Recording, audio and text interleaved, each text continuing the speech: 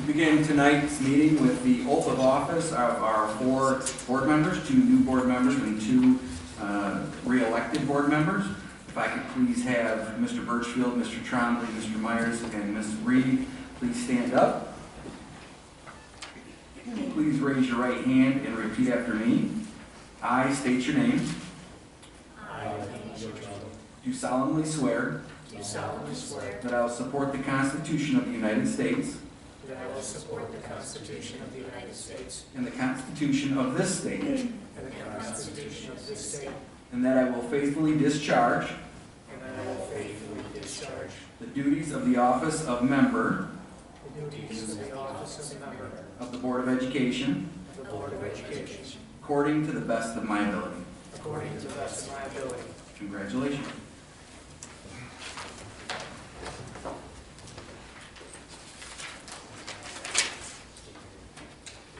The second part of our meeting tonight is the election of officers. I begin this process to elect the president. I'll be presiding during the nomination and election of the office of president. Nominations do not need a second. However, a motion to close nominations is in order and requires a second. Once nominations are closed, a roll call vote will be used as the method of recording votes. We will take as many nominations as there can be throughout this process, and then I will call for a roll call vote on each one in order of what they've been put forth. At the conclusion of the vote, the president will be seated and conduct the remaining election of officers. At this time, I would open the floor for election of president of the Board of Education. I'd like to nominate Andy Birchfield for the office of president. We have a nomination from Mr. Conley for Andy Birchfield as president. Motion to close. Do we have a second first? Second. We have a second. Are there any other nominations before we move to Mr. Trombley's motion to close? Seeing no other nominations, we will move to a roll call vote. Ms. Hackermite? Mr. Birchfield? Yes. Mr. Conley? Yes. Mr. Myers? Yes. Dr. Chesney? Yes. Mrs. Reed? Yes. Mr. Trombley? Yes. Mr. Stahl? Yes. Will we raise?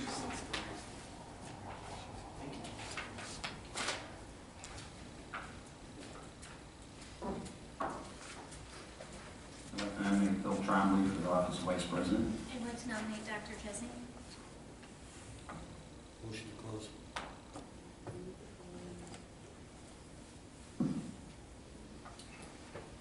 Are there any other? Do we have a second? Don't need one, but.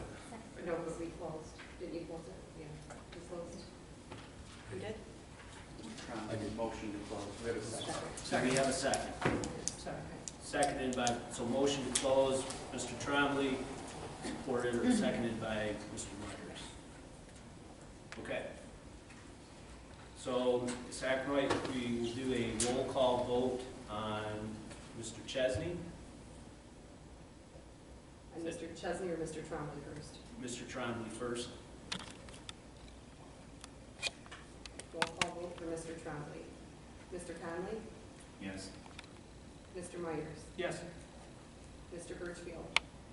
No. Mrs. Reed? No. Mr. Trombley? Yes. Dr. Chesney? No. Mr. Stahl? No.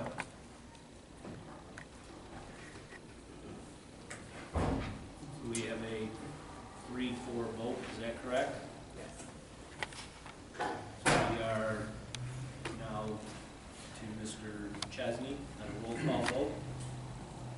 Okay. Mr. Stahl? Yes. Dr. Chesney? Yes. Mr. Trombley?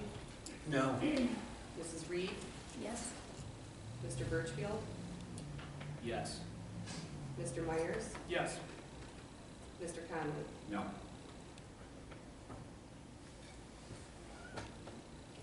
5-2 for Mr. 5-2. Chesney.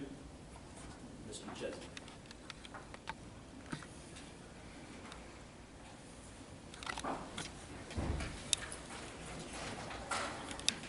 Moving to the position of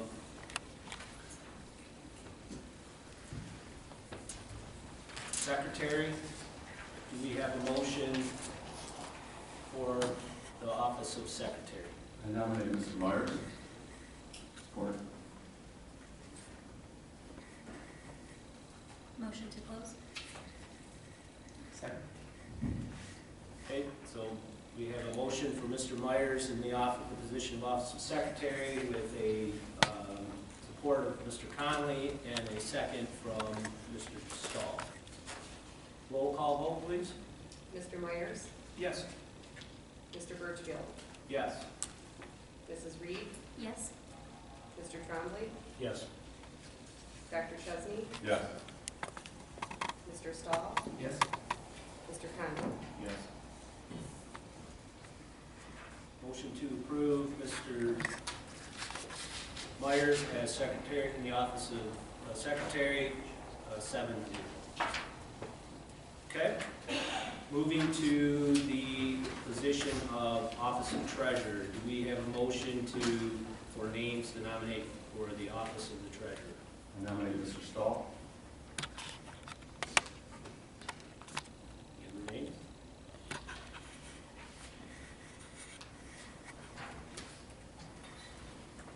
Need a motion? We need a motion to close. Motion to close? Second. Okay, motion to close is from Ms. Reed, thank you. And seconded from Mr. Chesney. Can we give a roll call vote, please? Mr. Birchfield? Yes. Dr. Chesney? Yes. Mr. Trombley? No. Mr. Myers? Yes. Mr. Conley? No. Mrs. Reed? Yes. Mr. Stahl? Yes. So that passes 5-2. Okay.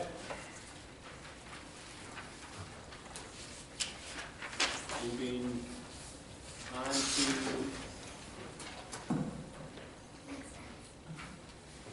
the next piece of the agenda would be roll call.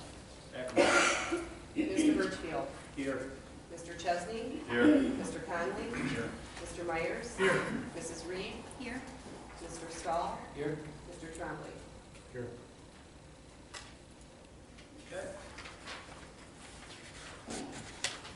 Next item on the agenda is the approval of the agenda. Do we have a motion to approve the agenda as presented?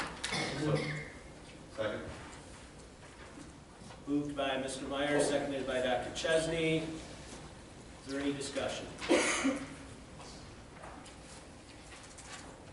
Hearing no discussion, we will, all those in favor of, signify by aye. Aye. Passes 7-0.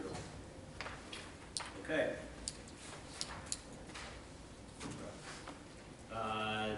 Next item on the agenda is the call to the public. If we have any members of the audience who would wish to address the board at this time, please come forward. We do limit it to a 3-minute time, at which time we will have, hold up a yellow card, and there's about 30 seconds to go. If there's, and then once you hit the time limit, you will get a red card. So we're just trying to, Good evening. Congratulations to the new board members and to yourself, Mr. Birchfield, and to the other officers.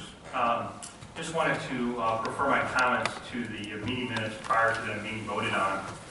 In particular, my comments at the last meeting were not accurately reflected in the meeting minutes. Most notably, there's a statement that Mr. Rinks believed the information provided was evidence-based and called for immediate removal of the boxes. While the latter part of that is true, the former part of that is not.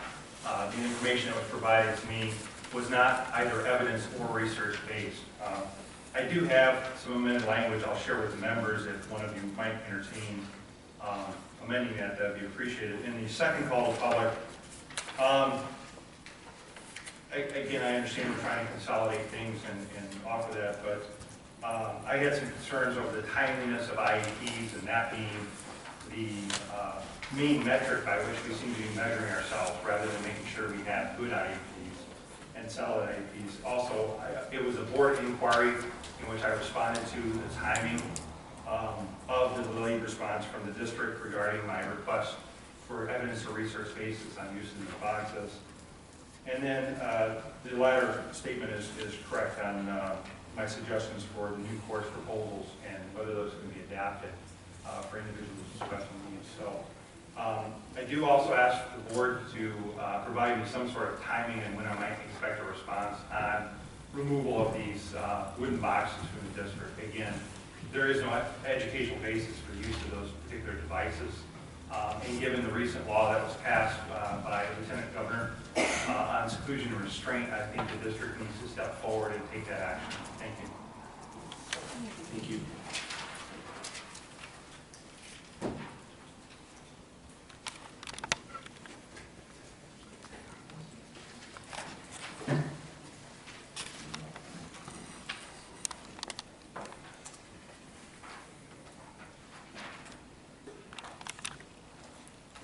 Hi, everyone. Welcome to the new board members, and thank you for your service.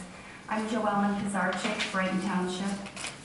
Last October, a Brighton Area Schools PTO president admitted to political campaign policy violations.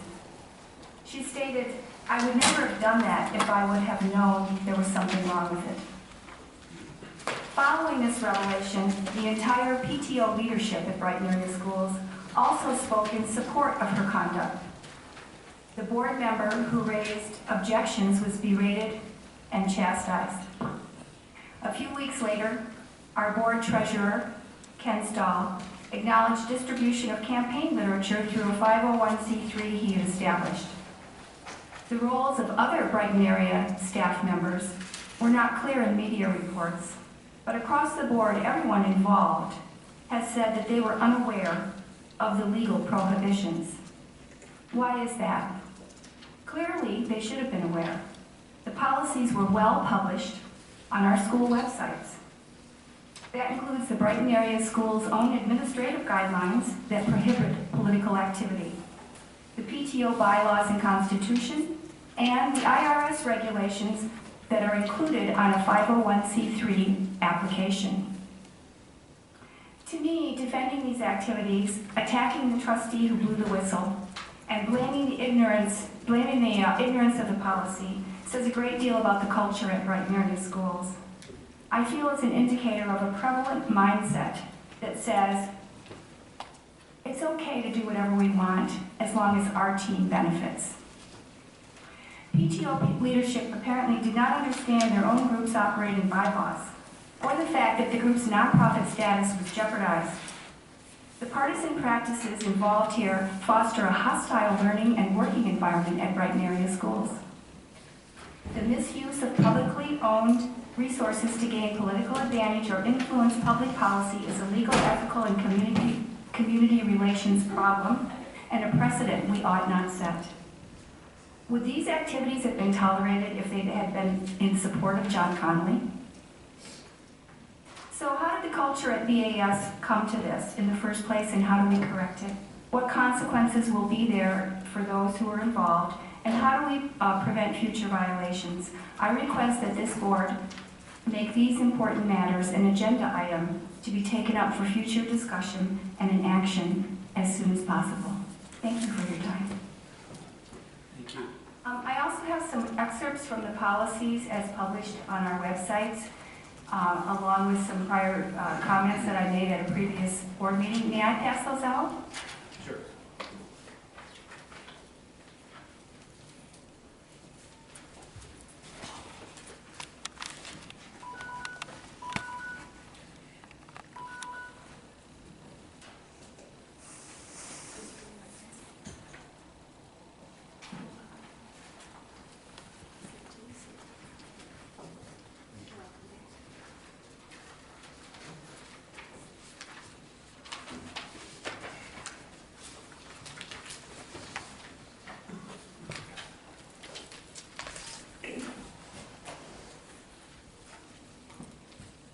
Is there anyone else who wishes to address the board during first call of the public? Seeing Seeing none, we will move on to, that will close call to the public, and we'll move on to organizational matters. No. Superintendent, oh, I'm sorry, I skipped over the superintendent report. Apologies. So we'll move to the superintendent report. Student representative. Yeah, we can start though, a couple of different things. One, I'll be sending you an email this Friday for possible board retreat dates. Dr. Green, who's done our board retreats in the past, there was some interest prior to the reorganization of the meeting of having a possible retreat. There was a little bit of discussion. I can send those dates out to you as early tomorrow so you can see what those particular dates are, and then I'll work through Mr. Birchfield in relation to that. You've already received the notice of my evaluation, and in conjunction with that, on February 23rd, I have a workshop set up with Dr. Green again. It's not mandated by law, but we talked about this prior to break, that a 3-hour training session would fulfill the state requirements. They're actually 6 hours, which you have to get eventually, but to allow you to actually evaluate me within the scope of that particular process. I have that pre-scheduled. Doesn't mean it has to work, but he has very few dates. So look at February 23rd, 6 p.m. to 9 p.m. And if that works, I'll kind of talk to you after and can confirm that with him. Finally, kindergarten roundup. Real close on pushing that out. Hawkins and Spencer, February 22nd, 6:30 to 8 p.m. And then Horning and Hilton, February 28th, 6:30 to 8 p.m. It's amazing to me we're already talking about enrollment for next year in kindergarten roundup. It's just crazy how fast it goes. And finally, we don't have our bridge representative tonight, but we do have our high school representative.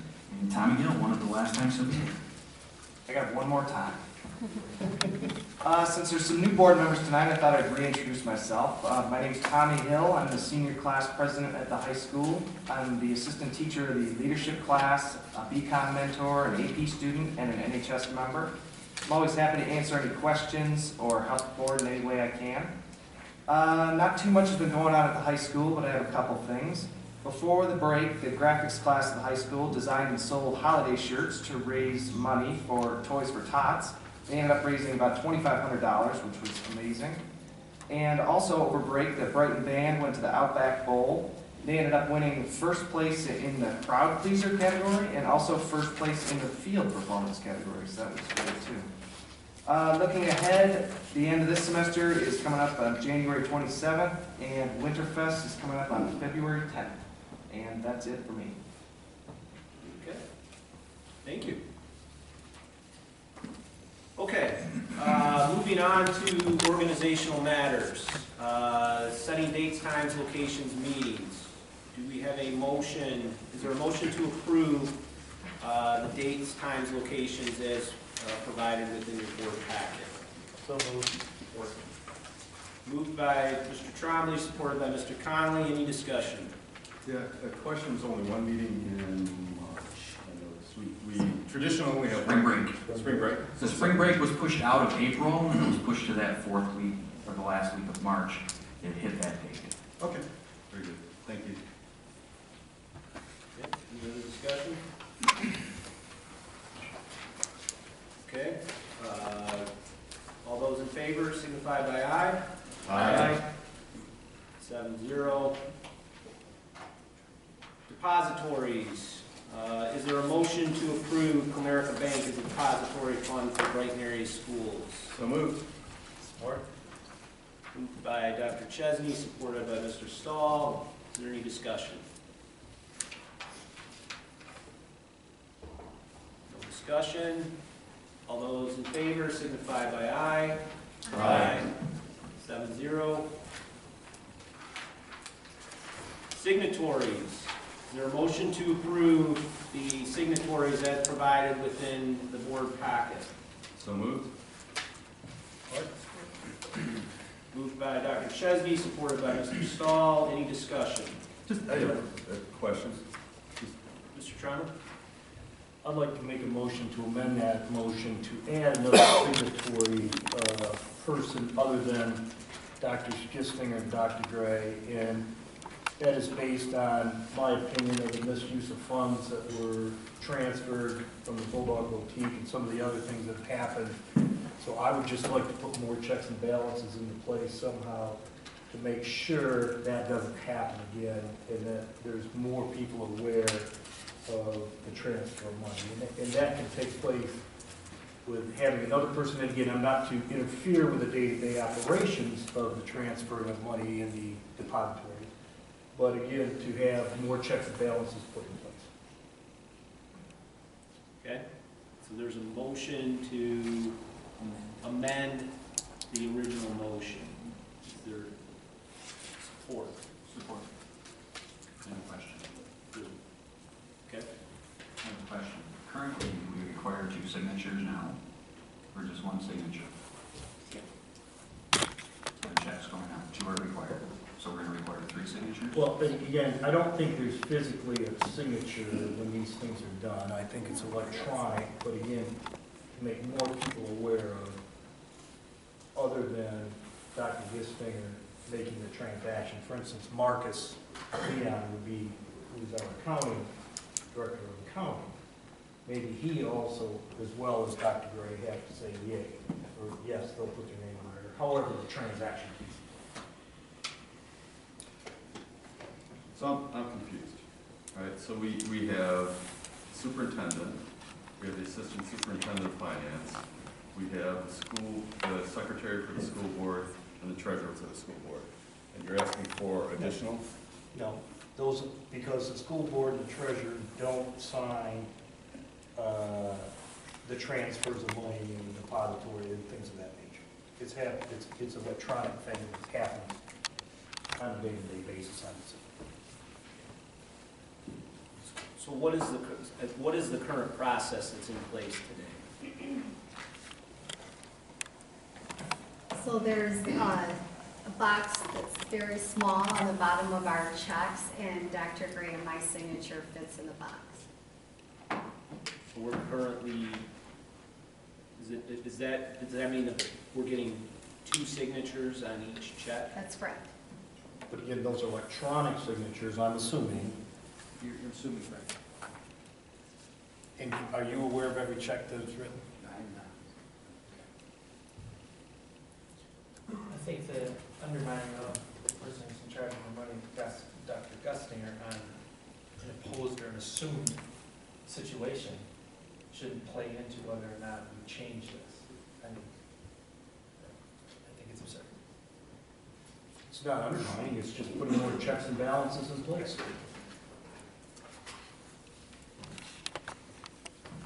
The only question I would have is, would you still be requiring 2, or would you be moving to 3? I think that's the only question that I have. Because right now. We have 2 electronic ones that I don't physically sign these things. So, are we moving to 3, or is there a dollar figure where you want to move to 3, or that's just my question. So in that audit trail, then, for instance, these concerns that Mr. Farley is raising, there's got to be somebody that says it's okay. If somebody's electronically stamped them, somebody let them go out the door. Our auditors are the ones that go through our paperwork at the end, so they go through each check. And the checks come out of the finance department. The finance department has several members that move these checks forward and back. This has been an isolated situation technically. We've done very well for many years. So, We don't. again, the auditors check all of those particular X funds and those things. But again, an auditor clearly just takes a sampling, they don't go through everything. Depending on the They take area. a sample. On the bond, it's more than a sampling. That's correct. Yeah, it's almost 100%. I'd like to move to the question. That means we go to So you take a vote on Okay, roll call vote. it. Typically when you move, So what are you voting on? you're voting on the amendment is what you're voting on. I don't know what the amendment is. What is the amendment? Yeah. So again, I'd like to amend the motion to have them come back and tell us what would be the best situation to add more checks and balances to the check register. So you're not amending the motion, you're tabling the motion? No, I can say that. I amended the motion to have them come back and tell us what would be the best process. So you, Before, before we vote on it as a Right. vote. That's right. The only challenge you're going to have is there will be checks between now and the next board meeting that there needs to be signatories on, I'm assuming. So, I'm not saying take off the signatures. okay, what you're I'm saying is add. possibly you could add one. That's correct. So the process remains until we come back to the next, so what you should probably do is pass the existing signatory piece, and then we come back with a recommendation at a further meeting. As long as that's part of the motion. Yeah, exactly. So you'd have to change your amendment a little bit in terms of, because we can't screech to a halt with the check process.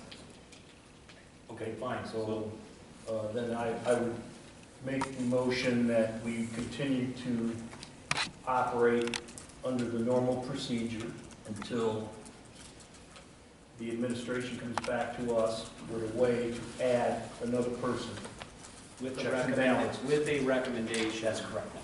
on what would be best for the district. That's correct. Is that accurate? Yeah. Okay, is there support for that motion? Support. Do we need a second? Well, again, I'm just, the motion that I put up. Mr. Conley That's the supported way. it. Okay. Okay, so I'm still confused. Further discussion? Yeah. Are we approving the signatories as is? Do you want me to tell you what I heard, and then you can tell me if I'm correct? Is that Dr. Chesney that you'd like me to do? Yep. Okay. Here's what I heard, and jump in and correct me, Mr. Trombley, if I'm wrong. I heard that what we're passing is the process in place in terms of signatories with the two signatures as we presently have. And what I heard was Mr. Trombley would like us to bring back a recommendation to add, or a process to add an additional signature, maybe based on a certain amount or whatever, to the process. Is that correct? Yes. Okay. I'm sorry, I have to ask another clarifying question. So we're talking about an amendment to the motion that specifies the individual signatories. There's also a more general motion about drawing on the funds. That's D, So- is that D or is that? No, they're both under C. But there's two of them under C. Right. Right. And it seems that the Well, that discussion would be- happened just relative to the second part of C. Well, so it would be C and D. Is D as well? Let me go there. E is authorization to transfer Or funds. ACH. So this would be for, I guess, what, C, A, and D or something, or, I mean, Well, and that's my question. Is Yeah. your motion for both of the resolutions under C, or is it limited to just the second one? no, this would be for C as a whole, for both, because it's on the same page. It's under the same motion. And But it has two separate votes. I think relative to that, I think we want, and I don't know whether we can modify the content now, but I think we want a C.1, which is the signatories, you know, the top portion of this page, and C.2, which is the bottom portion of this page. And I believe the conversation that we're having is about the bottom portion of that page. That's And they have correct. two separate votes. Is that correct? That's what it looks like to me, yeah. So if we go back, we did have a motion for C1, if you want to refer to that, and it was Dr. Chesney who moved the motion, and Mr. Stahl who seconded it for that C1 portion. That's correct. Okay, but we didn't take a vote on that. So So let me retract my motion, amended motion for C1. For C1, and we'll apply it to C2. That's okay. So then we want to take, do we want to do a roll call vote on, or we'll just You do can it? just do a voice vote. Okay, let's just do a voice vote. All in favor, signify by aye for C1 signatories. Aye. That passes 7-0. So now, do we have a, oh, sorry. Oh, one day, okay, 6-1. Oh, wait, who's the Mr. name? Stahl. Mr. Stahl. So moving to C2 on the signatories, Mr. Trombley, do you want to present the amended motion again for clarification? Are we comfortable, is everybody comfortable with where? Well, again, the amended motion for C2 would be to have the administration come back to us with a recommendation and not to impede the process in the meantime, come back to us with a recommendation on how to add another person to the account for checks and balances, for the purpose of the checks and balances. And we have support. We do, yeah, Mr. Conley moved it. Did Mr. Mr. Conley Conley supported it. That's correct. Yep. So let's do, If I may, Mr. Stahl? we've got two other people included in that section, is that a problem? Hot spot to make this count. I don't think that's a problem. Mr. Thompson. So, have we had a discussion on this? Yeah, further discuss, any discussion? So I think that too, breaking these down into two different parts for the recommendation of Ms. Reed also allows us to continue processing signatures and paying checks, and then also correcting or making some additions to the process for parts C and T. So I think it satisfies everything that all are interested in correcting in the process. Any further discussion? Okay. Voice vote again. All in favor signify by aye. Aye. Any nays? Nay. One nay. 6-1. Okay. Got through that.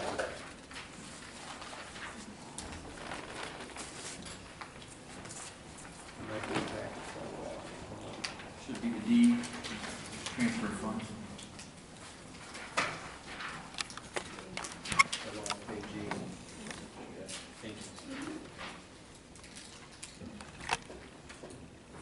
Authorization to transfer funds. Is there a motion to approve authorization to transfer funds as presented within the board packet? So moved. Support. Supported by, moved by Dr. Chesney, supported by Mr. Stahl. Any discussion? Again, I'd like to amend that motion and go back to add another person as well for checks and balances for the authorization to be able to transfer funds. Any additional discussion? Mr. Conley? No? Support. Support. Okay.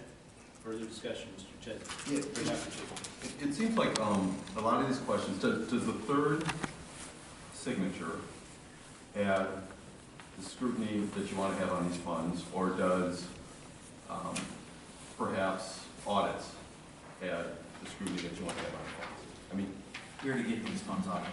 These funds are audited every year. so they're audited annually. Annually. Okay. That is correct. And there hasn't been issues with those audits? I can only speak to the 7 years that we've worked together, and Again, the idea of my motion is for checks and balances, so there's more than one person that has the authorization, so someone else is aware of what's being done. My understanding from what you're describing, Mr. Trombley, is to request the administration to present the Yes. board with a recommendation. Sure. Again, not impeding day-to-day operation. Not- we can do that. Okay. Easy. Any further discussion? Okay. Voice vote again. All in favor signify by aye. Aye. Any nays? Any opposed? 7-0. Okay. Moving to treasurer bond. Is there a motion to approve the treasurer of the Board of Education not involved in handling of money and therefore is not necessary to provide a treasurer bond? So moved. Support. Moved by Dr. Chesney, supported by Mr. Myers. Is there any discussion? Hearing none. All in favor signify by aye. Aye. Opposed? 7-0. Legal matters. Is there a motion to approve and retain the services of Thurn Law Firm? True. True, I'm sorry, for the purposes of representation, legal representation to the school district. So moved. Moved by Dr. Chesney, supported by Ms. Reed. Any discussion? Hearing none. All in favor signify by aye. Aye. Any opposed? That passes 7-0. Okay. That moves us through the organizational matters and into the portion of the meeting for action. Is there a motion to approve the Board of Education meeting minutes as presented within the board packet from the last meeting, which was on Monday, December 12th, 2016? So moved. Support? Support. Moved by Dr. Chesney, supported by Mr. Stahl. Any discussion? Yeah, I'd like to make sure that Mr. Rinks' handout gets submitted. So I guess I'd like to make a motion to amend that motion again to make sure these are part of the meeting minutes. Support. Discussion? Further discussion? Just a question. Can we amend them on his behalf, or are we simply No, I'm recognizing? asking these to be We're just submitted with recognizing. that. That's what I'm asking. So we're asking just to have them submitted. Okay. As the meeting minutes. As, well, that's what I was gonna say, those will be Yeah. part of the official record, so we need to make sure you agree on what's being submitted. My question is, do we have the authority as a board to amend minutes based on something's not on it? I'm asking for these to be added. Just be As a added, not board to member. amend it. That sheet could be added as an addendum to the minutes. Is that what you're asking, Mr. Trombley? I'd like these to be Just be added. the official minutes. So you're voting on if those are part of the That's official minutes. Okay.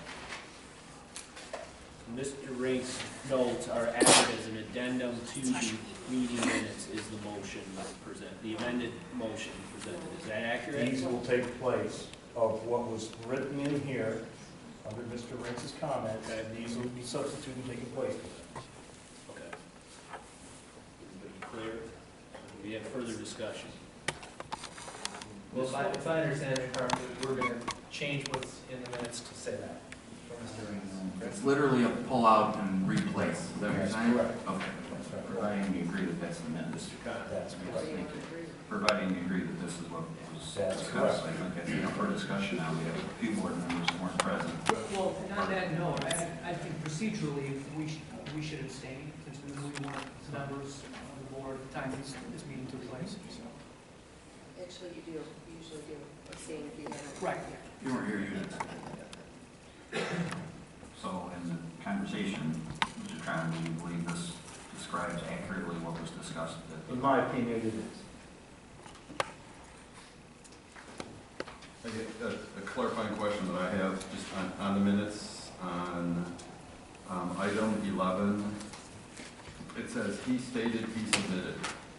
And I want to know who he is and if it's the same he in both cases. I didn't write it. Yeah. So on this handout that we're modifying to, on item Roman numeral 11, second call to the public, second paragraph. Second sentence. It says, he stated he submitted. Who's he? Mr. Rinks? Mr. Rank stated that Mr. Rank submitted, correct? That's correct? I just want to make sure, okay.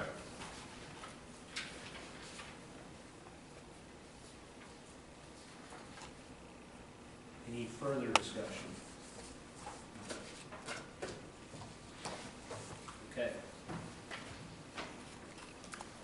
So the amended motion is to replace the current meeting minutes for Mr. Rink's statement and place what has been provided to the board tonight in its place. Is that accurate? Yes. Okay. We have, all in favor signify by aye. Aye. Opposed? Abstention? And myself as well, because I wasn't here for the meeting. So we've got a 4-0, or 3. Okay. 3 abstentions. No, that's it. I think that completes the minutes, correct? Completes the minutes.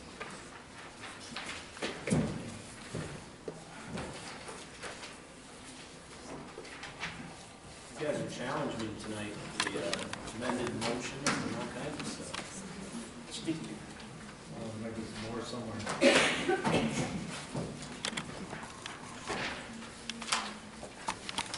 Well, it's getting me up to speed pretty quick.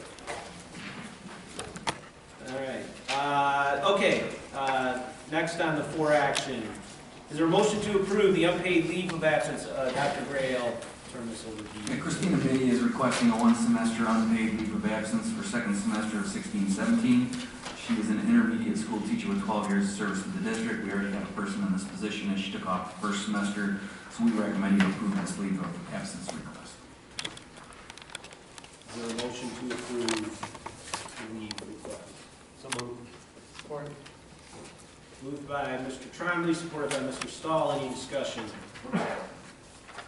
Okay. All those in favor signify by aye. Aye. Opposed? Passes 7-0.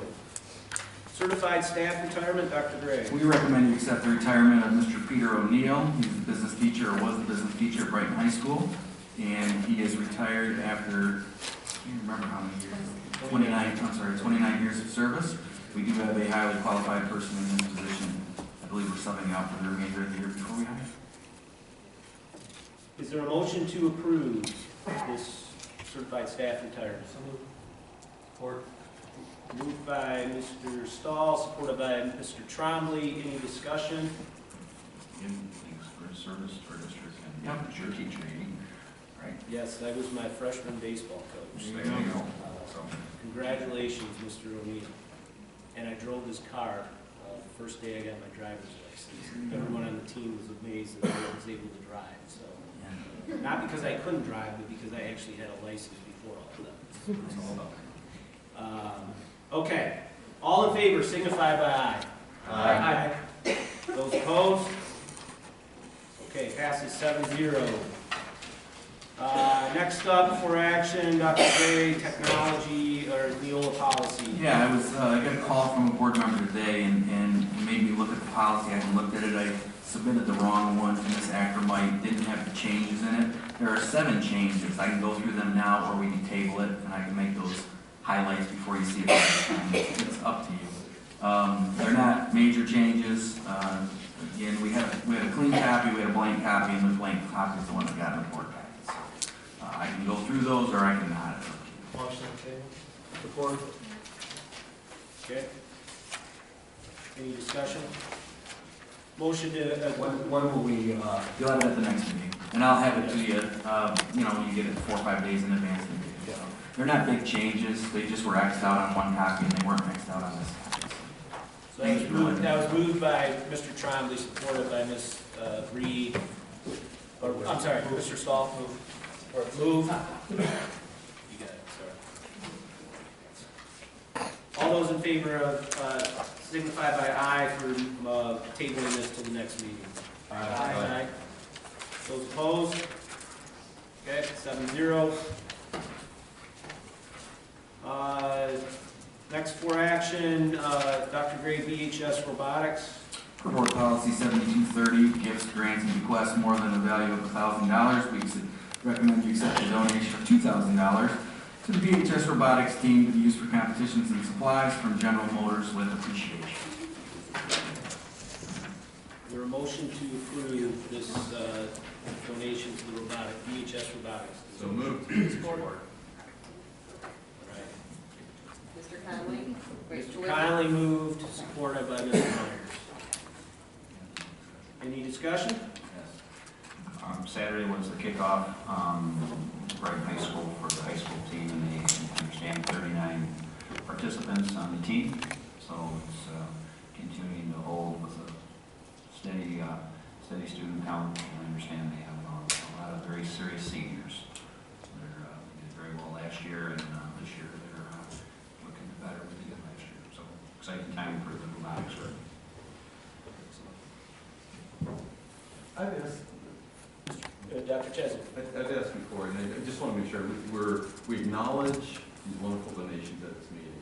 Do we have kind of a wall of fame in a classroom for the folks who make these donations? Just, you know, I think of all the wonderful banners around our stadiums, and it would be nice if around our robotic stadium, wherever that might be, if we also acknowledge these donations and, you know, leave something permanent up on the wall as a thank you.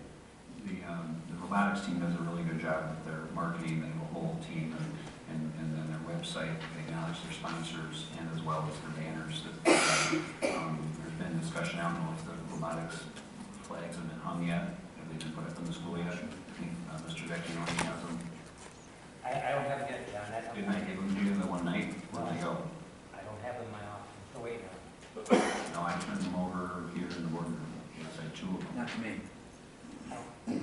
Okay, so anyhow. We'll find them in.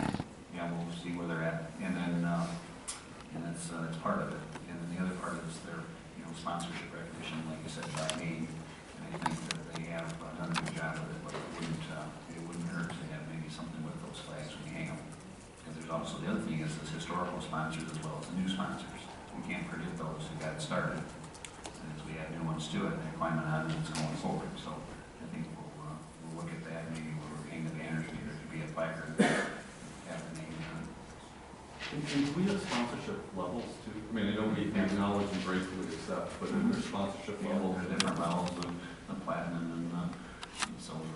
Gold. Gold, yeah. Okay. I think it's $1,000 and $2,500 and $5,000. And this year, I think they've done a great job on, we've heard the numbers right now where they're at. It's heading for 30,000 now. Yep. The season just opened up and off they go. Excellent. Thank you. Okay. Any further discussion? All in favor signify by aye. Aye. Any opposed? Passes 7-0. And that concludes the items for action. We will move to for future action. Dr. Gray, 2016-17 amended budget, and that probably goes to Dr. Gibson. So. Yes. Good evening, board, and welcome to our new board members. You have at your packet or at your side the PowerPoint presentation that I have in front of you, as well as the amended budget. So I just wanted to put together some budgetary highlights and kind of take us back through the challenges that the district has had over the past several years. And so I wanted to start with how schools are funded, and this is right out of your budget book. And you can see that the biggest piece of our pie comes from state funding. And so that purple piece is our Per Pupil Foundation. That money comes to us based on our pupil count. And our second biggest piece is operating millage. And that is the revenue that is generated by the 18 mills of non-homestead property taxes that we receive. And you can see all the rest of the pieces of the pie are fairly small compared to that big piece of funding. So the big idea here is that students translate to dollars. So where does that purple piece of funding come from? What state sources are used to fund the school aid fund at the state level? And this is 2014's data. They don't have anything newer out there past 2014, but this pieces of this pie don't really change too much. So you can see that the funding sources are income tax withholding from people that are employed in the state of Michigan, 6 mills of state education tax that homestead property taxpayers pay to the state of Michigan. So it's one big pile of money that is collected by all of the residential property tax owners in the state of Michigan, and it's distributed out through the school aid revenue. So even though you do pay property taxes to support public schools, in Brighton we are a donor district. So what that means is that our residents' property taxes go to the school aid fund, but what we get back from the school aid fund does not equate to what our residents pay in. So a big study was conducted by Plant Moran several years ago, and they determined that Brighton was a donor district to the school aid revenue. And then you can see all of the other sources are property taxes, there's liquor, lottery, gambling. They're very minor compared to those bigger pieces. The gray piece is federal funding, and that comes to schools mostly through grants. Brighton is not a school district that gets a lot of federal funding because of the socioeconomic background of the students that attend our schools. But when there's an economic downturn, you can see that these revenue streams that come into the school aid fund are dependent upon good economic times. So why was schools in trouble? Why were we being underfunded? Why was the state aid fund shrinking and at risk? And it's because a lot of these revenue streams are dependent upon the economy. So when the economy is good, people are working, people are buying things, paying sales tax, paying in their income tax, and paying their property taxes. Property values tend to generally increase. When there's an economic downturn and all of these things fall away, then it becomes difficult to fund schools. So that's where the funding at the state level comes from, which is our majority of funding. So, Can we sure. ask questions? As we're Yes, going? absolutely. So when we're talking about grants, just in general, Yes. are these competitive grants where there's a fixed amount of money that we're competing against other school districts based upon how good our application is, or are these monies that are given to us based upon our socioeconomic status? That's exactly right. Okay, thank you. And I can give you an idea of how much grant funding we get. It is about $345,000. So the threshold for a single audit is $750,000. When you throw in our free and reduced lunch, we barely cross that $750,000 threshold to qualify for a single audit. I worked in districts that have had $7 million of grant funding, which that in itself is a full-time job. My former district was like that because socioeconomically it wasn't as high as this particular area. We had almost $2 million in our grant funds, and so it was half the size of this district. Thank you. So now we've got the revenue piece out of the way. Let's take a look at the way that funding is allocated. And so we are in the business of employing individuals to educate students, so we're not manufacturing anything. You can see that the majority of our expenditures are allocated to salaries and benefits. And the majority of that is all put into instruction. That's the largest expenditure that we have, which is, of course, our sole mission. So that's how our funding is allocated. And that yellow piece of the pie is purchase services. Before we had an outsourced model for auxiliary services like we do now with transportation and custodial and grounds, that piece was smaller, and then the salaries and benefits were bigger, because most of those people were on our own payroll. So, history of enrollment, I looked back to 2008-9, and you can see that we were in a state of decreasing enrollment over time, and then our enrollment was increasing over a period of time, and most of this increase is due to the pupils that we have enrolled through our shared service program. So if you take a look at the history of our enrollment without shared service, you can see that our resident enrollment has pretty much stabilized over a number of years. We are no longer experiencing large residential enrollment decline like we have over a number of prior years. So that's a good thing because we are holding our own in our residential arena as well. Does that include school of choice? Yes. Both of these graphs Yes. include school of choice? Yes, they both include school of choice. Okay. So here's our history of fund equity, and I'm just going to have to jump out of here for a second and show this to you in a slide that isn't part of the slideshow because it's so big it can't fit on there.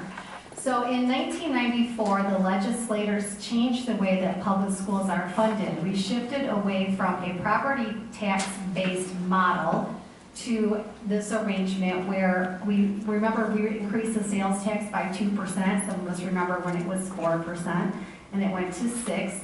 That extra 2% went into the school aid fund, as well as some additional revenue sources that were never in the school aid fund. And as a result of that, we paid less property taxes. Our property tax bills were cut by about 66% because we were probably the second highest property tax-based state in the country.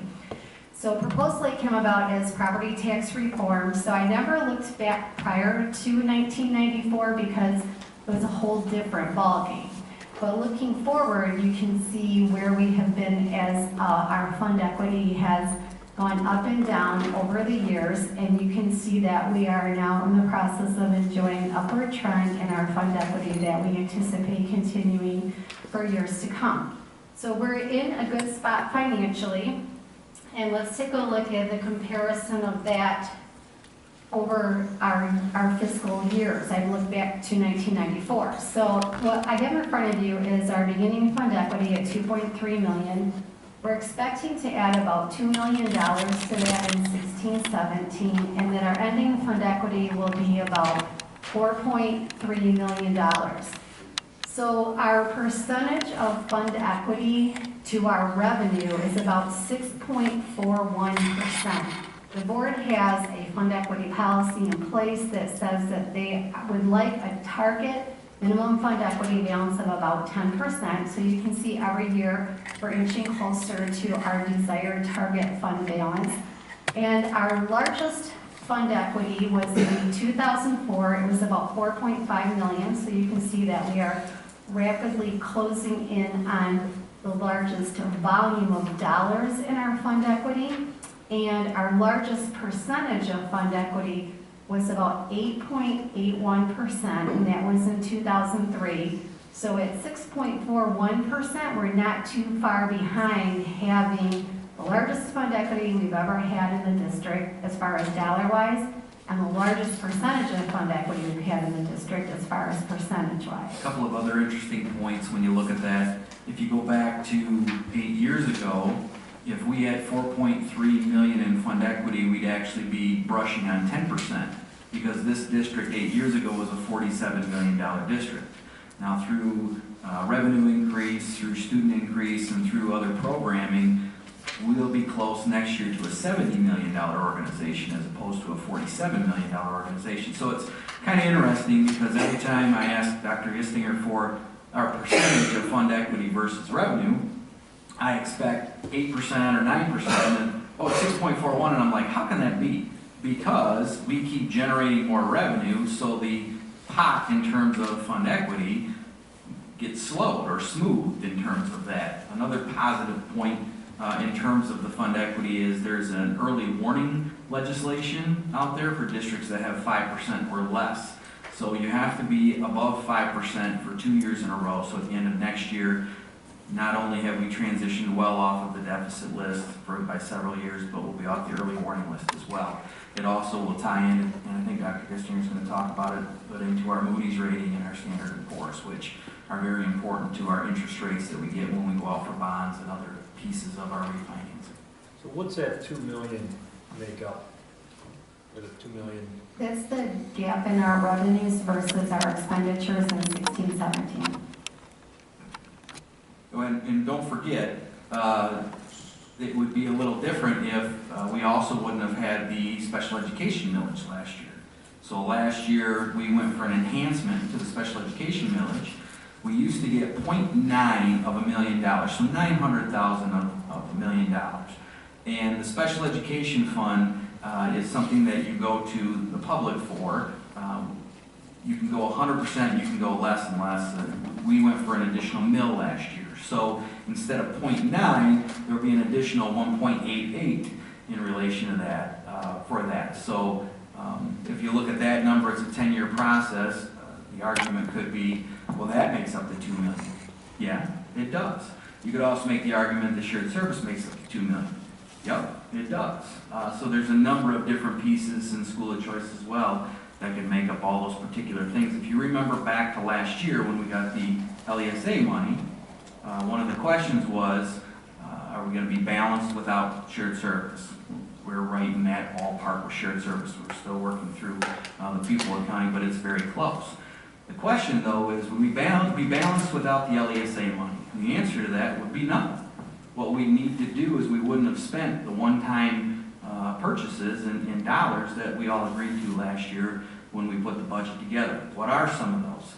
Some of those included bus purchases, some of those included instrument purchases, additional staff members, stuff like that. So those are some of the things that, you know, we talked about last year when we did the budget. But it's an interesting point. I think there's other questions. So when I asked the question the first time, I said, what was made up? Of the $2 million? Yes. It could be anything, really. So really what it says is we're taking in this many $1 million, but we're spending $2 million less. That's really what it is. Now, it's comprised of shared service, it's comprised of LESA money, it's comprised of general fund dollars, it's comprised of grant dollars, it's comprised of all that. So it's just a gap. That's the gap between our revenues and our expenditures. So we are spot on to hitting the targeted fund balance with our projected budget that we approved in June of 2016.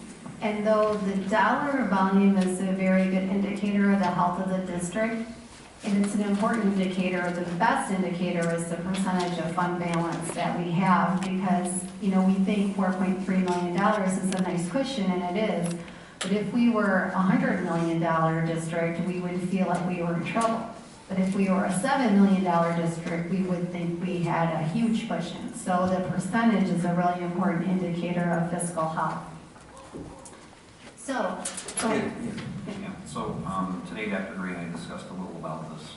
And we discussed the 1.88 million, and I think it's very important to understand that this fund equity gain is an increase in taxes. There was an increase in taxes in the county. 1.88 million was absolutely the beneficiary of $1.8 million. And also that the shared service portion that we believe to be a, you know, roughly $2 million net doesn't quite reflect there because it was spent. I would say the shared service is the money going into fund equity. I would say the LESA money are the decisions you made as a board in terms of the budget to buy certain things in this particular year. Now again, when we look at that $1.88 million, I think what you have to look at is, could that be backed out if all of a sudden there was a huge financial downturn? Yeah, it could be in terms of that, and I think it could be without a ton of pain. Can we back up a slide? Next question, please. This one? So in that though, again, our fund equity is 1.1 million from the school sale from a couple of years ago, technically. And then we have $2 million that we originally thought we'd get from our fund, our shared services. And then we have another 1.8 million. It seems it's short. So I understand we had other systems and we did extra things. But it seems, again, it's an increase in taxes. It's an asset that we sold. And there's your fund equity. So technically, well, think about it for a second. We got a cash asset that we sold for $1.4 million. We got it at $1.1 million, where it's still just over one had to pay commissions and all those things. So we had $1 million. So there's $1 million up there before. And then we just got a tax increase of just about $2 million. There's $2 million. So that's $3 million before. Yep. The rest of it came from our shared service program. But remember, if we didn't have those, we'd just make different decisions at this table. I understand. That's what we did when we got here in terms of the deficit to reduce. So I hope we keep having this struggle and this conversation, because it means we have more revenue to do things with. And I know that, but we have to know how it's getting here. I think, and we had this discussion today, and I agree with you, John, on this one 100%. I don't think you should ever take your eye off the ball in terms. Again, I've asked Dr. Gistinger to look across the state and see if there's any school system putting $2 million in fund equity, regardless of how they do it. It doesn't matter. We haven't found one yet. I mean, there's about 600, 700 school systems out there, especially our size with our offerings. So while I see this as a good thing, I think it's important and mindful to have the discussion that you bring up, John, in terms of we can't outgrow soft money, one, and we can't look past what happened to get us into a deficit at a particular time. I can tell you right now, I could eliminate $1.5 million to $2 million out of the budget and nobody would even know in terms of purchases or different pieces of that. And that's why we do that in terms of that, because you wouldn't have to buy buses every year. You know, we wouldn't have to buy all the equipment each particular year. But we're investing that money into the school system now, not asking taxpayers for more dollars. think that's important. They wouldn't feel it. They'd know, but they wouldn't feel it, that's what I'm saying.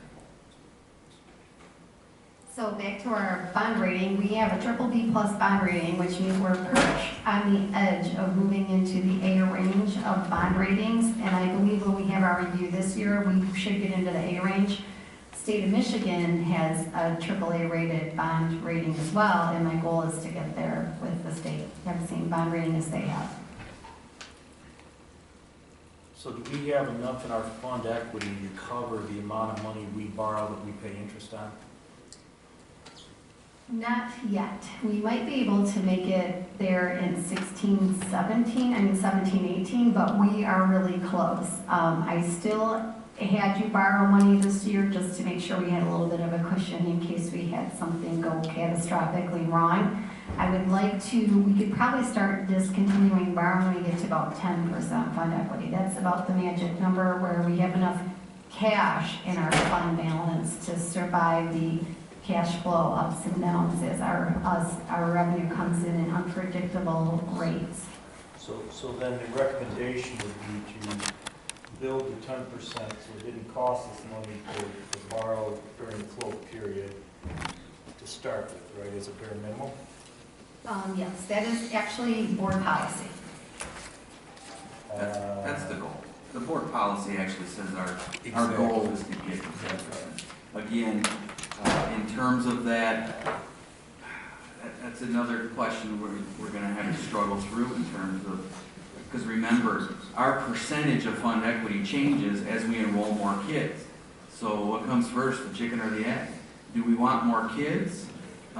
Because you don't get a 1-for-1 ratio on that. So if we get a kid, we still have to pay for people to be in front of them and buses to drive them and heat to heat the rooms that they're in. So my goal again is I'd love to see the fund equity continue to grow. But I'd also love to see our revenue grow to 70 million, 80 million, 90 million, 100 million. Because again, the larger you get, the more opportunity you have if you do have to make adjustments in terms of your budget. It was much harder to do our budget back in the day when we had $47 million worth of revenue. Much harder. So I know we borrow at a very low rate. 0.6% for a short period of time, but in real dollars, what does that cost us? $79,532. Is that including all the fees and everything else that's included? And that's once a year? Yes, and that number used to be around 180,000 because it's based on the amount of borrowing that we do. What does an application cost on that? It's attorney fees. But you're saying that 80,000 is all in? Yes. It used to be a lot higher. Because if you remember, I think at our peak, we borrowed $13 million. Well, another thing to keep in mind too is that we're servicing the energy bond to the tune of $517,270, and in 2020, we don't have to do that anymore. Remember, that money comes out of general fund. So even at one of the worst times of our budget, we had to soak up that over $500,000. Why is that so much, so significantly less now? Is it because our It bond was- ratings have gone up? It was or is that always about that the amount. borrowing is less? It was always about $520,000 a year. So the energy bond, I think it was 06, somebody correct me if I'm wrong, but back in 06, they went for an energy bond. And the energy bond was supposed to generate enough savings in terms of energy to offset the cost to the taxpayers. And I don't, whether it happened or not, it's your choice. I don't think it did. But that was being paid for out of sinking fund dollars, back when you had a sinking fund. The year before I got here, the district chose not to renew a sinking fund. At that point, there was no sinking fund dollars left to pay that 500 and whatever thousand Dr. Kissinger just said, so that was soaked up by the general fund. So that 500 and some odd $1,000 is now paid for and has for over 6 years been paid for out of the general fund. But again, let's go back to that energy bond. That was something the board had decided. That didn't go to the public vote, is that correct? That's right. And at that time, we had one of the highest fund equity in history at that time, in 2006. According to this chart, I mean, we had a lot of fund equity. In 2006, right here. The problem, I think, was it was definitely on a downturn. There were no adjustments being made. If you look back to right-sizing expenditures to the revenue, you can see the fast fall off, and there was an exodus of students, not only from Brighton area schools, but the state of Michigan, in the tune of hundreds of thousands, that wasn't taken into account either. So those two factors just accelerated the plunge into the deficit. So when exactly does that, are we done? 2020. 2020. So in 2020, January 1. May is the last payment. Can we May pay is it the- earlier? We can pay it earlier. That's what you we could. They're callable, yes. Is there an advantage to paying early? We pay it out of our general fund now. All you're doing is smoothing the payment. So it's either cash on hand or pay the $500,000 a year. There's a couple million left, I think. Yeah, like 2 2.2 million or left. something, yeah. So that would take 4 years to pay. Have we looked at whether that saves us any of the interest payments? The interest payments are relatively low. I think we could talk about that. I'm prioritizing what we're going to do as far as would we prefer to have the energy bonds paid off? Would we prefer to have 10% fund equity so we didn't have to borrow for cash flow purposes? You know, that would be a good topic of discussion for the board retreat. Our recommendation would probably be 10% cash flow at this time. That's what I was thinking is that's kind of goes right in line with what some of the retreat conversation should be. Is that something you could maybe bring as a talking point and then some background material on what the pros and cons are to paying off early versus not, what the interest rate is?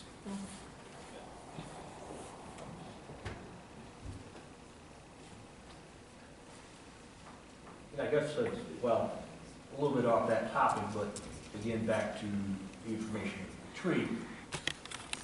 And again, maybe this will fall under another part of the agenda, but I would like to see something financially to us as some type of report as to if we pulled out an LESA, what those ramifications would be to us financially.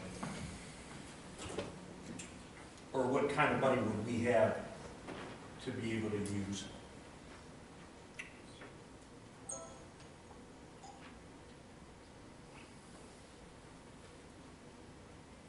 Is that request or is that? I know what he's asking. I Well, here's what I'm saying. I mean, if this is discussion in regards to the retreat and what information we're asking for to have for the retreat, that's something I'd like to have.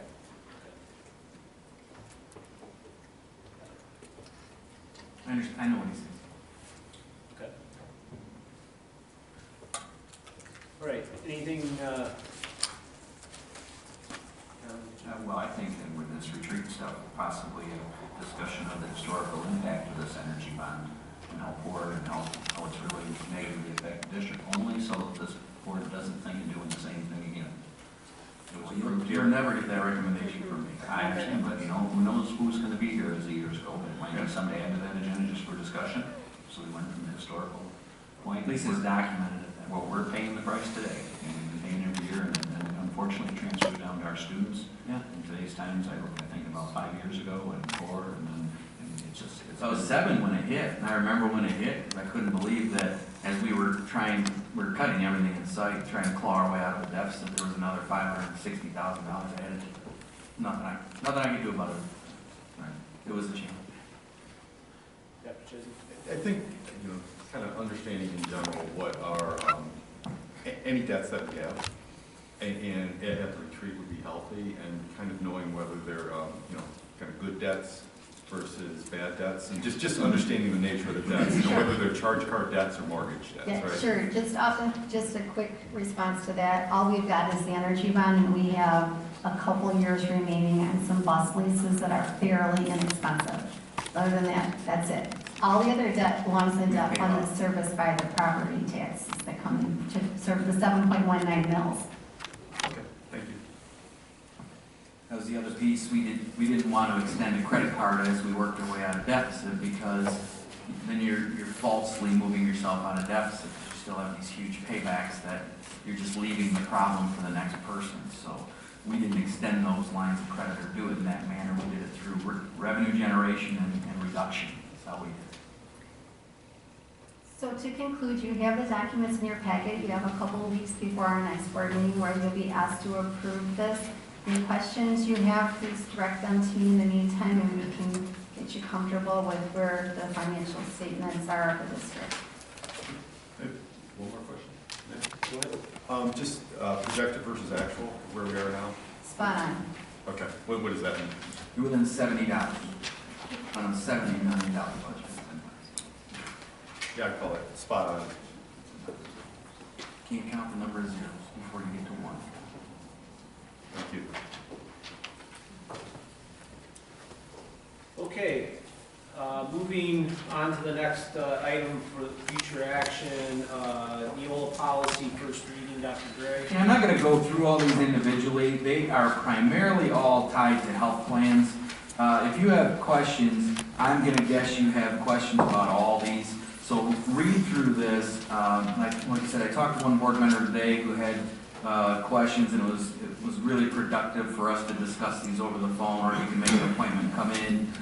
They're primarily just additions to the laws that pertain to our health plans. And we'll do some, I have some in there that are X'd out. I think at a previous board meeting you had asked to see all of them. There are some we don't recommend bringing forward to you, but I threw them in there anyways with an X. And the reason you'll see, obviously, if you look at it, why we didn't move it forward, it wasn't relevant to our policy at the time. But let me know ahead of time, and we can talk about these plans. There's nothing really earth-shattering that I've seen in any of these, and as we move forward on committees and that, I have had some requests that maybe somebody could wants to be a part of that process for policy, and I welcome that. I think it would be interesting. I've heard Dr. Halleck's stories a million times, so somebody else can listen to them with me. And it'll be a lot of fun. So this policy is a thrill of many. Any questions for Dr. Gray on any of the policies? Then will we group B and the revised D together, I'm assuming, for the next meeting? We can. My suggestion is you keep it separate because you tabled it. Typically, when you table it, you see it as an individual item. So my suggestion is keep the technologies as they were, and we'll just add a separate item for the other one. Is everybody comfortable with that? Anything else? All right. Moving to the final for future action, another walnut trees. Yeah, we had a couple of people approach us about some walnut trees from M&M Tree Service that are located in the lower ditch area by the Miller property. Mr. Jacobs, our operations director, I think Mr. Trombley went and looked at them along with some others. They don't impact anything in terms of the property. This company would like to take them down and pay us $2,450. We've checked, there's no significance in terms of this was a ceremonial tree or any of that type or sort. So I don't really have an issue with it. I don't know, Mr. Trombley, if you want to comment on what you saw as well, or if anybody else. Again, they're 25 feet down in the ravine, and I think they thought, I understand the approach to the neighbor, and the neighbor said, sure, and it's not the neighbor's property, it's our property, number one. And then I think they went through the city to see if there's any ordinance of cutting trees or anything. I don't believe there is. And again, I'd like them to take more walnut trees and pay us for more walnut trees in that area, to be honest with you. It's in a ravine, it's in a ditch. Again, if you wanted to look at them, pull in the Miller, The ribbon. on the right-hand side, and there's 3 of them that are tagged. When you have time, because obviously it's for future. What led to them wanting them? They drive around. Drive around and look for them. Right, they drive and look for them, and they supply, I guess, walnuts. We actually have them here tonight. They're in the audience. Yeah, apparently they were somewhere else, and then once they get done, they drive around the area. We have 2 representatives from the Oh, yeah. company tonight if you have any questions. Are they black walnut? Hello, I'm Mike McBride, owner-operator of M&M Forestry, and they are black walnut. I've been doing it for about 10 years, and you are correct. I drive around like a Jehovah's Witness, going door to door. That's why I've been providing for my family for 10 years. There is an invasive disease. It's in Indiana right now. If you check the DNR website, it's called Thousand Crankers disease. It's not in Michigan, but when it does, it's gonna happen, just like the elm trees, the ash trees, the walnuts will get hit, it's just wind. So, that's it, I'd like to harvest them. Like Mr. Trombley said, there is more down there. I could, but they're Current smaller. healthy trees? Are they healthier? I think so. It's a gamble. I bought several trees before, and when we cut them down, they're hollow. If they're hollow, then it's just fire. I like to make wood live forever. I mean, you look around, there's wood everywhere. This is veneer slapped on fake wood. And that's what it'll go. So then roughly $800 is the going price for walnut trees. It all depends on the size. Well, I think anything else that's left down in that ravine. Right. I mean, there's probably 5 more walnut trees down there. But like, yeah, they're down in a ravine. It's as big as I am, it was kind of hard to get down there. I think it's even harder to get back up. It was. Yeah. It is, it's definitely a trench. And like your neighbors, I learned long ago to check your references because people will say, yeah, I own them. You go and pay them, cut them down, next thing you know, I'm going to court. You know? So that neighbor did try to say, yeah, I do own them.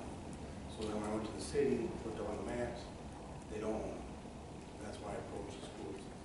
And the neighbor on the other side of the school, I logged off his property before he moved. He sold that house, but he owned a couple acres there. And that's check. And I'm insured. So they're currently alive, correct? We think, we don't know. Okay. We don't think of that. And if they do, if this disease that's in Indiana does get to them? If it does get to them, it'll be like our elm and ash trees. But the elm and ash trees, I mean, it killed the tree, It but killed the wood was still good. No, the wood would be bad. The TCI, it's a thousand crankers disease. If you look it up, the bug don't actually kill it. It's when the bug leaves on the tree, and it kind of looks like, you know, what canker sores looks like on your mouth. That's what's inside of the wood. It just goes right into it. Okay, my understanding is that was only, I would work for a hobby. And my understanding is that the wood is still solid, that you can still use the wood, like ash is still harvestable after the tree is dead, and then you can still That's a use the wood different for kind of another. invasive bug. This bug is different. Okay. I guess the point I was trying to make is that it basically, if the trees are alive, let them live. And then when they die, harvest them. What will eventually happen is they will die and won't be long Yeah. And then we'll pay. Or they fall. Right. I should hire you. That's exactly what I told you. So, Mr. John. so along those same lines, I'm assuming, I guess I'd like to make a motion tonight, if everybody's good with it. I don't know, waiting another 2 weeks to ponder the decision on the trees would be, or if there's research that needs to be done. But again, if that generates revenue for the school and they're in the area that they're in, I would like to make a motion tonight to go ahead and approve it and let them get to work and we get our money quicker. I second. You can't do that. Of course. Our sport. Discussion. How would we be paid? I usually pay cashier's check on a JP Morgan's Chase Bank. Before the trees are taken? Correct. So whoever I would need a name right to the school, and then I would also give you my insurance paper. Be on the second floor of this building in the business office. Okay? I see no reason to take down live trees for you know, I mean, $2,400 is admittedly money, but to take down some walnut trees for the sake of $2,400 is. 2450s. What's that? 2450. $2,450. I don't see why we would take down live trees for the sake of a minimal amount of money. They're bigger, mature trees, so you gotta have the little ones to grow. You wanna take the big, I mean, they've reached their prime. Okay, I think we're Very past, from the process. we've got the information we need at this point. Thank you, both. Is there any further discussion? I just would like, I get it, it's money, heat my house with wood, but I always take dead trees and make sure they're in first. It's just a personal thing. I'm about to embark on the Horny Green School program, or take off on. I just have a hard time doing this for $2,500. But again, if they're dead, they're no value to us. Agreed, but then they fall down and they nurture the ground, and little trees grow off that. I would crush the trees. From my perspective, I look at this as, again, as part of our board process. I think there's still some questions to be asked. I think that in order for us to follow the procedures and processes that we've been consistent with as a board, that we continue to hold to that standard, and therefore that this move from future action to for action in the next board meeting. Well, again, I'll retract my motion if there's necessary for discussion, things like that, and investigation. That's why I said before I made it, if people feel they need it, I'm fine. I would personally. So, I retract the motion. Okay. Thank you. Okay. So anything further? So we'll continue forward with this moving to this moving to for action in the next board meeting. And if there's any, Retract the support. I didn't hear you. Just retract the support. Just do that. That's good, retracting support. And years up. All right. Moving forward, we're moving to the section for information, curriculum instruction. Dr. Suri. Thank you. I'd like to begin this evening by welcoming our two new board members. I'm going to keep our presentation very, very short because it's been a long meeting already, but I like what Dr. Gistinger said earlier about curriculum instruction being the business of the district. So it's, I'm offering to spend some time with the new board members to share with you what's happening, but in the meantime, I'll also just give a general update. I think Dr. Gray's Friday letters are a great way to see what's happening in curriculum instruction. And if reading that, you would have noticed that we've been doing a lot of work this year on science curriculum, a lot of pilots happening across the district.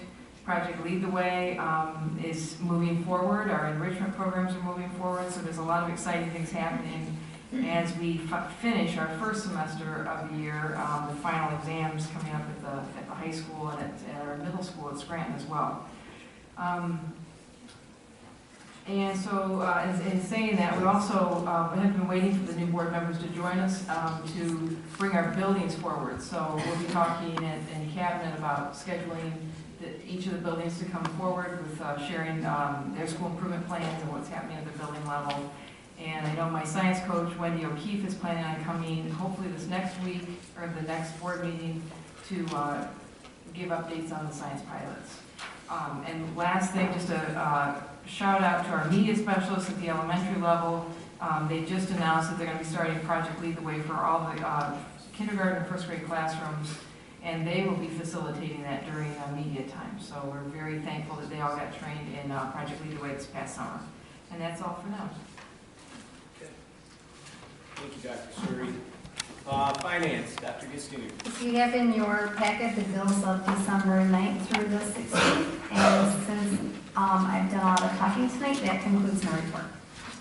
Okay, thank you. Human Resources, Dr. Gray. The biggest piece that we're working on right now, Mr. Vecchione and myself, class balancing and semester changes.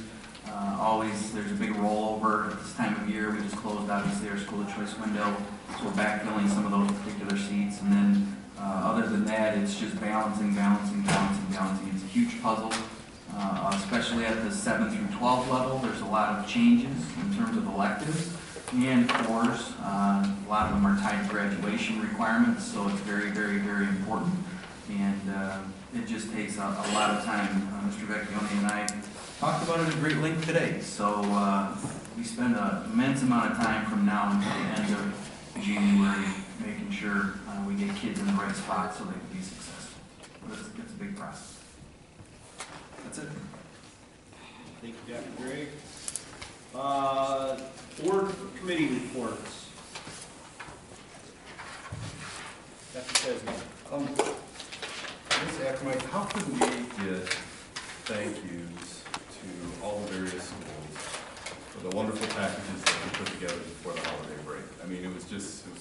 it's frankly kind of fun.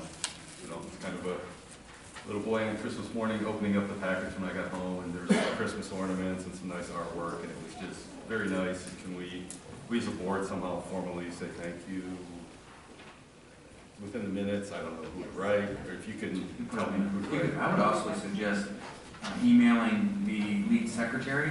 Okay. This is they're the ones that did it. Okay. And thank them profusely for putting those all together. It's very kind and deeply appreciated and just very nice. So knowing who the people are to say thank you would help me a lot, and if I also have in the minutes to say thank you. I have some of the artwork hanging in my office and the ornaments hung on my tree. And I'm not wearing the t-shirt right now, but I will. Do we have any committee reports?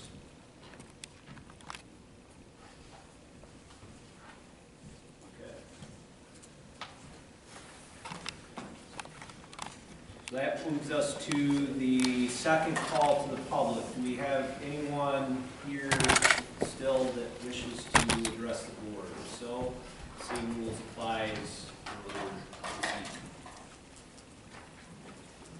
Tim Ranks, 6323 Ocala. Hopefully this is helpful information given the topic of taking trees down, but last year there were 44 documented occupational deaths in the state of Michigan. The greatest percentage of those were falls from height, and a significant number of those were from tree trimmers. And that was so significant that the state of Michigan, through MIOSHA, issued a safety bulletin for statewide distribution. So, not saying you should or shouldn't take the trees down, but certainly if you're going to proceed with that, make sure you have a documented pre-task safety plan that details how they intend to do the work and do it safely. Insurance is great. Insurance is also after the fact. Okay, thank you. Thank you.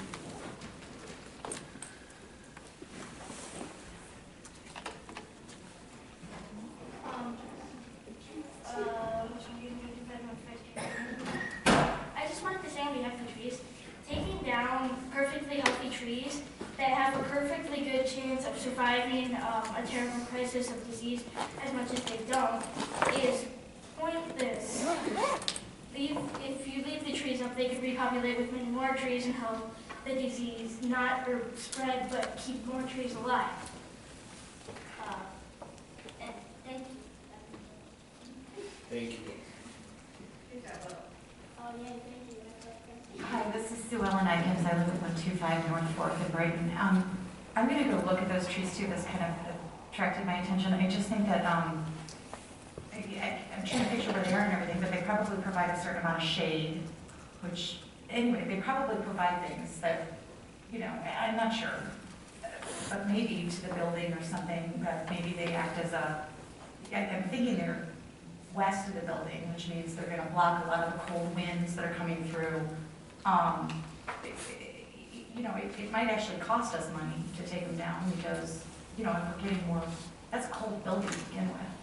That Miller building is very hard to temperature regulate. And it just seems like taking any of that berm out of that western edge would be, my heat bill, I have a 2,000 square foot home. My heat bill is $58 a month because I have trees. All right, thank you very much.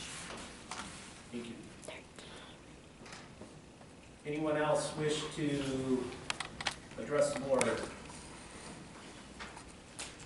Everyone's ready to go home, huh? National chief. Thank you. We all have a national chief. Okay, next meeting, January 23rd, 2017. That will adjourn our meeting. Thank you.